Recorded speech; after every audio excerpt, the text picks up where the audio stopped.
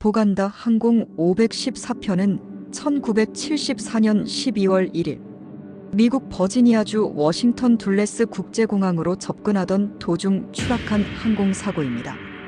이 사고는 92명의 사망자를 내었으며 그 당시 항공 안전 절차와 항공 관제 시스템에 큰 영향을 미친 사건으로 기록됩니다. 사고 개요. 항공사 트랜스월드 항공 TWA 비행기 종류 보잉 727-231 출발지 오하이오주 콜럼버스 목적지 워싱턴 둘레스 국제공항 사고 위치 블루리지 산맥 버지니아주 사고 원인 조사 결과 사고는 항공 관제 지시와 관련된 잘못된 지연고도 이해로 인한 것으로 판명되었습니다. 승무원들은 항공 관제사가 준 지시에 따라 하강했지만 지형의 고도를 충분히 고려하지 않았습니다. 결과적으로 비행기는 블루리지 산맥의 고도보다 낮은 곳에서 비행하다 산에 충돌했습니다. 주요 여파 이 사고는 조종사와 항공 관제사 간의 의사소통 표준화와 지형 인식 기술 개선을 촉진하는 계기가 되었습니다. 이후 모든 상용 항공기는 지형 인식 및 경보 시스템 TAWS를 설치하는 것이 의무화되었습니다. 4.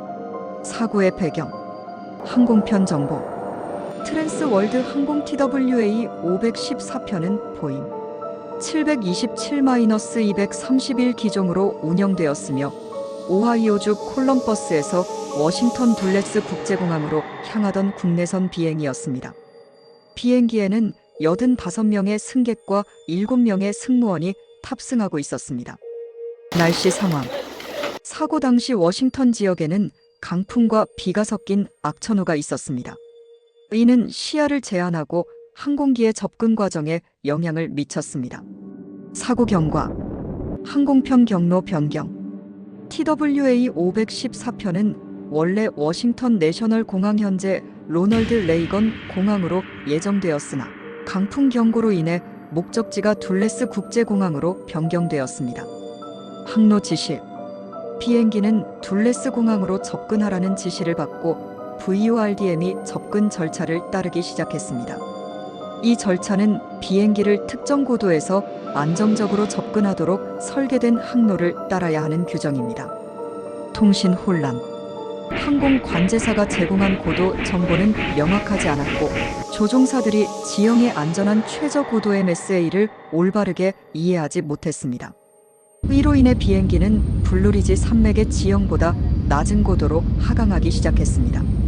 충돌 오전 11시 10분 비행기는 버지니아주 베리빌 근처 블루리지 산맥의 고도 약 1760피트 536m에 있는 산등성이와 충돌했습니다. 충돌 후 비행기는 완전히 파괴되었으며 탑승자 92명 전원이 사망했습니다. 조사 결과 미국 국가교통안전위원회 NTSB는 사고를 조사한 결과 다음과 같은 요소들이 사고에 기여했다고 결론지었습니다.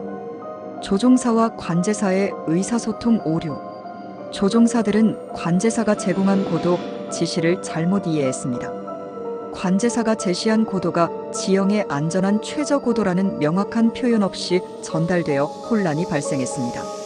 절차상의 문제 당시 VORDM이 접근 절차는 지형에 대한 경고 시스템이 부족했으며 지형의 위험성을 알리기 위한 표준화된 절차가 마련되어 있지 않았습니다. 지형 인식 부족 조종사들은 비행기의 현재 위치가 고도에 대해 안전하지 않다는 것을 인식하지 못했습니다. 사고 이후 조치 지형 인식 경고 시스템 TAWS 도입 이 사고와 유사한 사례들로 인해 미국 연방항공청 FAA에 이은 모든 상업용 항공기에 지형 인식 및 경고 시스템 설치를 의무화했습니다. 조종사 교육 강화 항공사들은 조종사들에게 항공 관제와의 의사소통 표준을 더 철저히 교육하게 되었으며 항공 지도 및 접근 절차에 대한 훈련도 강화되었습니다. 항공 관제 절차 개선 항공 관제사들은 지형 관련 지시를 더 명확히 전달해야 하는 규정이 추가되었으며 모든 지시가 표준화된 표현으로 이루어지도록 변경되었습니다. 교훈 이 사고는 항공 안전에서 명확한 의사소통과 절차의 중요성을 강조한 사례로 꼽힙니다. 회의를 계기로 많은 항공 시스템이 개정되어 오늘날의 안전 표준이 더욱 강화되었습니다. 사고 전 경과 및 자세한 사고 과정, 항공기 출발 및 비행 초반, 12월 1일 아침, 보간다 항공 514편은 오하이오주 콜럼버스의 포트 콜럼버스 국제공항을 출발했습니다. 비행기는 평소와 같이 보잉 727의 3명의 조종 승무원 기장, 부기장, 비행 엔지니어와 함께 순조롭게 항로를 따라 이동 중이었습니다. 하지만 악천 후강한 바람과 낮은 시야가 워싱턴 D.C. 전역을 뒤덮고 있어 항공 관제에 복잡성을 추가했습니다. 항로 변경과 목적지 수정. 원래 514편은 워싱턴 내셔널 공항 현재의 로널드 레이건 워싱턴 내셔널 공항으로 착륙할 계획이었습니다. 그러나 내셔널 공항의 강풍 경보로 인해 둘레스 국제공항으로 목적지가 변경되었습니다. 이 과정에서 항공기는 새로운 접근 절차를 수행하기 위해 고도를 조정하며 둘레스 공항으로 향했습니다. 고도 지시와 의사소통 오류. 워싱턴 지역 항공 관제사는 514편의 VORDM이 접근 절차를 수행할 것을 지시했습니다. VORDM이 접근 절차란 지상에 설치된 항법 신호 VOR과 거리 측정, 장비 DME를 활용하여 특정 고도와 경로를 유지하며 착륙하는 절차입니다. 관제사는 다음과 같은 고도 지시를 전달했습니다. 비행 고도 7,000피트에서 1,800피트까지 하강하라. 하지만 이 지시는 지형의 고도와 관계없이 지시된 최저 고도로 내려가도 안전하다는 뉘앙스로 조종사들에게 받아들여졌습니다. 결정적인 실수.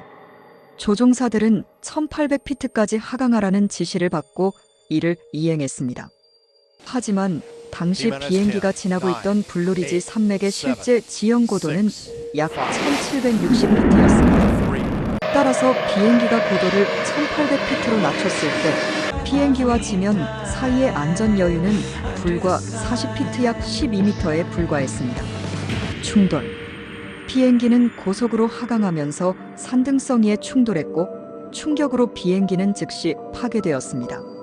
기체가 산비탈을 타고 분산되며 대규모 화재가 발생했으며 탑승한 92명 전원이 사망했습니다. 조사 과정. NTSB 조사 결과 미국 국가교통안전위원회는 다음과 같은 결론을 내렸습니다. 고도 지시의 혼란. 관제사의 고도 지시 1,800피트가 지형 고도와의 연관성을 설명하지 않았으며 조종사들이 이를 잘못 이해해 안전고도 이하로 하강했습니다. 절차상의 문제. VORDM이 접근 절차는 고도 제한에 대한 명확한 경고 시스템이 없었으며 조종사들이 항공기 위치를 정확히 확인할 수 없었습니다. 운항 매뉴얼 미비. 조종사들이 비행 고도와 지형의 상관관계를 충분히 파악하지 못한 것도 한 요인으로 지적되었습니다. 기록 장치 분석.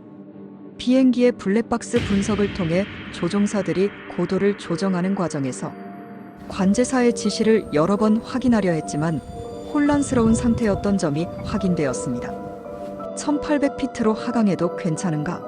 라는 질문이 나왔지만 명확한 답변 없이 실행된 것이 사고로 이어졌습니다.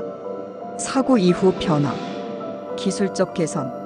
지형 인식 및 경고 시스템 TAWS. 사고 이후 FAA는 모든 상용 항공기에 TAWS를 설치하도록 규정했습니다. TAWS는 비행기의 현재 고도와 지형 데이터를 실시간으로 비교하여 위험한 고도로 하강할 경우 경고를 제공합니다.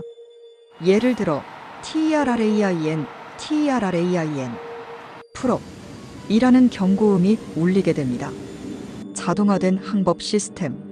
비행기의 항법 장비가 더 정밀해져 지형과의 충돌 위험을 미리 방지할 수 있도록 업데이트되었습니다. 운항 절차 개선. 의사소통 표준화. 조종사와 관제사 간의 통신에 명확한 표현이 추가되었습니다. 예를 들어 1,800피트로 하강 대신 1,800피트로 하강하되 지형 안전고도 이상을 유지하십시오와 같은 명확한 지시가 필요합니다. 교육 강화.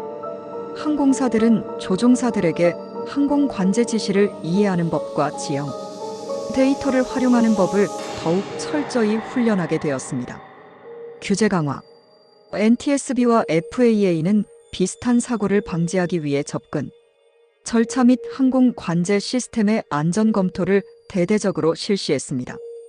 이 사고가 남긴 교훈. 보간다 항공 514편 사고는 단순한 의사소통 오류가 치명적인 결과를 초래할 수 있음을 보여줍니다.